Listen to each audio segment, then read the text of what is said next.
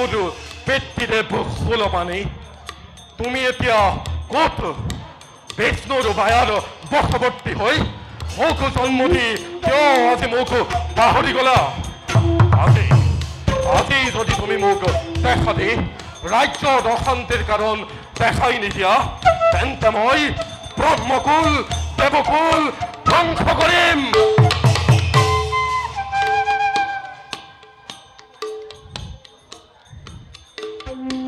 পিতৃদেৱ পুত্ৰৰ প্ৰণিপাত গ্ৰহণ কৰিব পিতৃদেৱ বিষ্ণুৰ মায়াত বশৱৰ্তী হৈ আপোনাৰ পাপৰ ফলত মোক জন্ম দি মই এনেকি পাপ কৰিলো যাৰ বাবে ৰাজ্যত কোনো শান্তি নাই গজকেতু মই তাকেই ক'বলৈ আহিছোঁ কিন্তু তাৰ বাবে তই চৰম ত্যাগ কৰিব লাগিব সেয়া জানো তই কৰিব পাৰিবি গজকেতু যিকোনো ত্যাগৰ বাবে এই গজকেতু সদায় প্ৰস্তুত মাত্ৰ কওক পিতৃদেৱ মোৰ ৰাজ্যলৈ কেনেদৰে শান্তি ঘূৰি আহিব শুন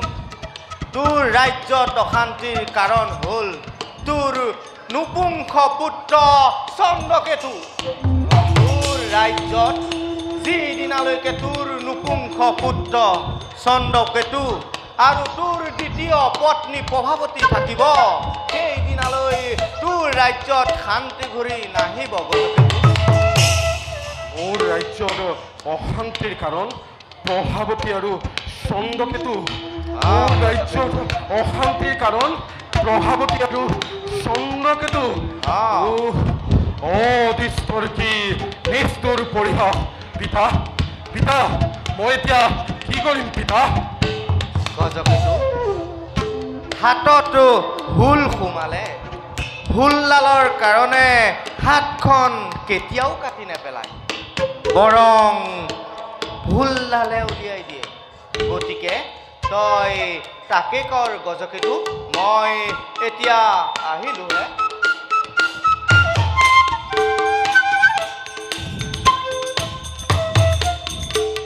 হাতত হুল সোমালে কোনেও হাতখন কাটি নেপেলায় বৰঞ্চ হুলডালহে উঘালি পেলায় হাতত হুল সোমালে কোনেও হাতখন কাটি নেপেলায় বৰঞ্চ হুলডালহে উঘালি পেলায় হাতত হুল সোমালে কোনেও হাতখন কাটি নেপেলায় বৰঞ্চ হুলডালহে উঘালি পেলায় সঁচা অতি সঁচা মহাদেৱে ঠিকেই কৈছে যাওঁ মই ইয়াত ব্যৱস্থা কৰোঁগৈ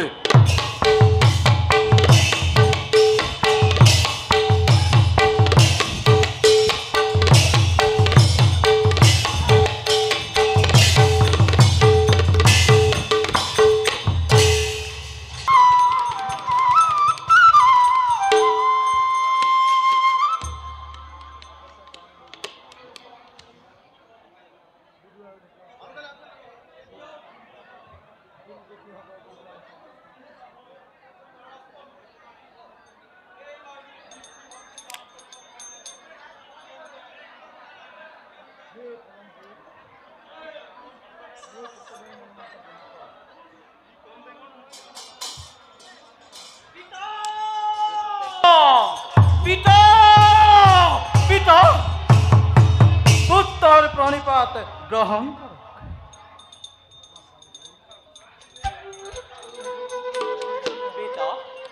মই সাধনাতে সিদ্ধি লাভ কৰি আহিছোঁ এইয়া চাওক মোৰ তপস্যাতে সন্তুষ্ট হৈ নাৰায়ণে মোক এই নাগ ৰক্ষা ধনু কৰিলে পৰা নাগ ৰক্ষা ধনু এতিয়া আৰু কোনো চিন্তা নাই পিতা মই হেলা ৰঙাই ত্ৰিভুৱনে কৰিম জয় পিতা পিতা দাদা ধৃতৰাষ্ট্ৰ ক'ত নাৰায়ণৰ পৰামৰ্শ অনুসৰি অৰণ্যলৈ তপস্যা কৰিবলৈ গৈছে তেওঁ এতিয়াও ঘূৰি অহা নাই নাই নাই দাদাক অকলে যাবলৈ দিয়াটো উচিত নহ'ল কি জানিবা দাদাৰ কিবা ঘটিছে বিপদ মই এতিয়াই দাদাক বিচাৰি অৰণ্যলৈ কৰিম যাত্ৰা পিতা মই কৰিম যাত্ৰা নালাগে বিদুৰ অৰণ্যলৈ যোৱাৰ কোনো প্ৰয়োজন নাই দাদা বাছা মই কেৱল বৃক্ষৰ অৰণ্যৰ পৰাই নহয় অন্ধকাৰৰ অৰণ্যৰ পৰা ওলাই আহিছো পিতা এয়া চোৱা পিতা মই দৃষ্টিশক্তি লাভ কৰিছো দৃষ্টিশক্তি লাভ কৰিলা হয় পিতা সঁচা দাদা তোমাক নাৰায়ণে দৃষ্টি কৰিলে পৰাণ সঁচা পিতা সঁচা ভাই দাদা আজি মই জীৱনত প্ৰথমবাৰৰ বাবে প্ৰত্যেক দুখন চৰণ দৰ্শন কৰিবলৈ পাইছো আৰু মৰম খনা মুখ দেখি পৰম আনন্দ পাইছো ভাই বিদু দাদা বিদু দাদা তোৰ হাতত এখন ইমান সুন্দৰ কি ধনু বিদু দাদা মোক নাৰায়ণে দিলেই নাগ ৰক্ষা ধৰি আগ্ৰক্ষা ধনু হয় দাদা এতিয়া আৰু কোনো চিন্তা নাই আমি দুয়ো মিলি গোটেই জীৱন দিগ্বিজয় কৰি ঘূৰিব পাৰিম নাই বিদু দাদা মই মাত্ৰ 4 মাহৰ বাবেহে পৃথিৱীৰ পোহৰ দেখিবলৈ পাইছো দাদা 4 মাহ হয় পিতা নাৰায়ণে যেতিয়া মোক কিমান দিনৰ বাবে দৃষ্টিশক্তিৰ প্ৰয়োজন বুলি সুধিলে তেতিয়া মই মাত্ৰ 4 মাহৰ বাবে দৃষ্টিশক্তিৰ প্ৰাৰ্থনা কৰিলো হে প্ৰভু তোমাক শত কোটি প্ৰণাম দুখ নকৰিবা বাছা পিতা জন্মৰ পৰাই তুমি অন্ধ হৈ 4 মাহৰ বাবে দৃষ্টিশক্তি লাভ কৰিলা হয় পিতা সেয়া তোমাৰ পৰম সৌভাগ্য হয় পিতা পিতা এয়া কেনেকৈ সাধন হ'ব কওক পিতা এই অমূল্য সময়ৰ এটি ক্ষণ মই অপচয় কৰিব নিবিচাৰো দিগ্বিজয় কৰি তোমালোকে এই মূল সময়কণ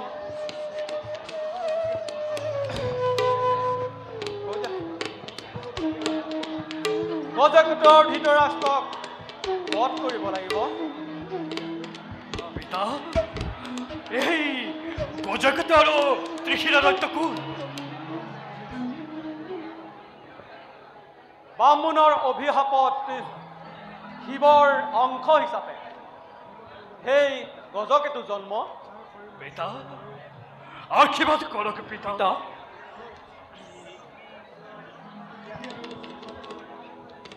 উঠা বাছা পিতা তুমি যোৱা পিতা আমি অচিৰেই দিগ্বিজয়ৰ ঘোষণা কৰি যোৱা পিতা ত্ৰিশিৰা গজকেতু ত্ৰিশিৰা গজকেতু ত্ৰিশিৰা গজকেতু হেৰৌ দুষ্ট দানৱ আজি তহঁতৰ মৃত্যু চাপি বল ভাই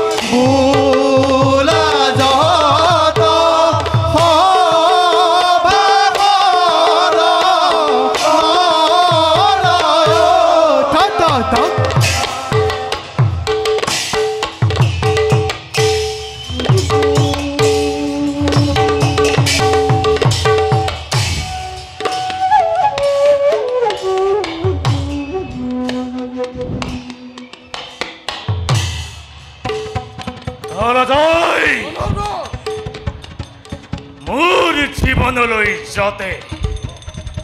কোনোদিনে মৃত্যুৰ ক্ষণ আহিব নোৱাৰে তাৰ বাবে মই অবিৰতভাৱে ৰক্ত যজ্ঞ আৰম্ভ কৰিছো মোক মৃত্যু নালাগে লাগে মোক অমৰ ৰক্ত আৰু তাৰ বাবে মই নাৰায়ণক তুষ্ট কৰিব খুজিছো মই আনৰ দৰে ফুল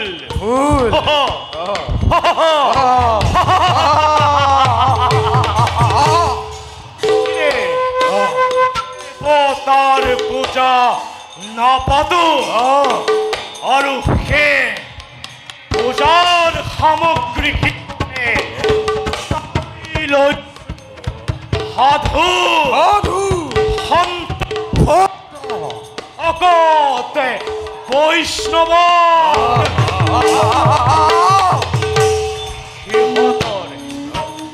এজন এজন কৰি বলি দি মই অবিৰতভাৱে যজ্ঞ কৰি আহিছো আৰু আজিও কৰিম কালজয় আদেশ কৰক দানৱৰাজ। আজিৰ যজ্ঞৰ আয়োজন হ'ল নে আজি বলিৰ কাৰণে কিমানজন ঋষি আৰু দেৱ ঋষিক অনা হৈছে আৰু শুনা কালজয় দানৱৰাজ আজি বলিৰ তৰোৱাল একদৰে তীক্ষ্ণ কৰি ৰাখিবা নহ'লে মই মোৰ কাটি যজ্ঞত আহুতি দিব পাৰোঁ নিজৰ শিৰচ্ছেদ কাটি আপুনি কাৰ মংগলৰ বাবে যজ্ঞ কৰিব দানৱৰাজ?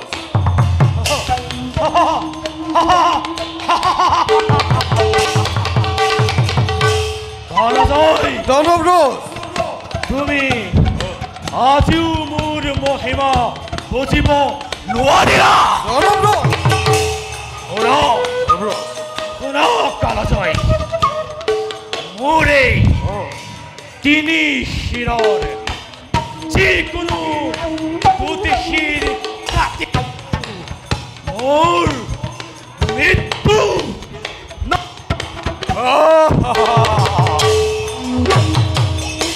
কালজয় দানৱৰাজ আৰু এটা কথা যজ্ঞত বহাৰ সময়ছোৱা ৰাজ্যতে কোনো অশান্তিৰ সৃষ্টি নহয় দানৱৰাজ তাৰ সম্পূৰ্ণ দায়িত্ব তোমাৰ ওপৰত ন্যস্ত কৰিছো ৰাজ্যৰ বাহিৰৰ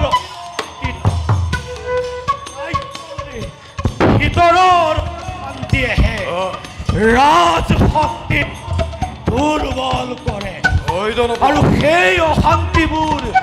দূৰ কৰিবলৈ সদায় প্ৰস্তুত হৈ থাকিব লাগে বৰা কালজয়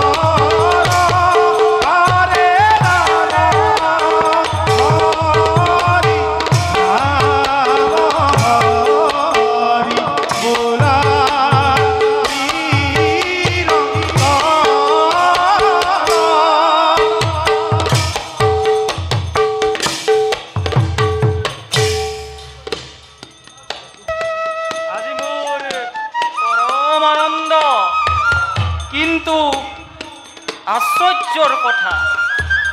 কুৰুৰাজ ধৃতৰাষ্ট্ৰই দৃষ্টিশক্তি লাভ কৰিছে আৰু তাতোতকৈ আনন্দৰ কথা ধৃতৰাষ্ট্ৰ আৰু বিদুৰে দিগ্বিজয়ৰ আয়োজন কৰি বিজয় হস্তি ৰক্ষাৰ ভাৰ আমাকেই অৰ্পণ কৰিছে। যাও আমি এতিয়াই হস্তিনাপুৰৰ সন্মুখে যাত্ৰা কৰি নিজ কৰ্তব্যত হওঁ অগ্ৰসৰ।